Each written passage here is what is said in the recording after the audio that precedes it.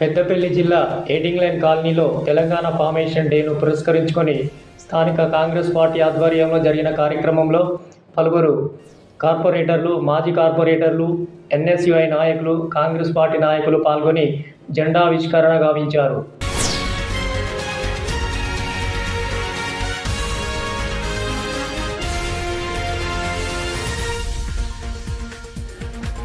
ఈ కార్యక్రమ సందర్భంగా స్థానిక శాంతినికేతన్ పాఠశాలకు చెందిన 10వ తరగతి విద్యార్థులను 2024 మార్చిలో జరిగిన ఎగ్జామ్స్లో ఉత్తమ జీపీఏ సాధించిన విద్యార్థులు ఆర్ లోకేష్, శివాని, రుద్రదత్ మరియు వారి తల్లిదండ్రులను శాల్వాలతో సన్మానించి వారికి జ్ఞాపికలను అందజేశారు.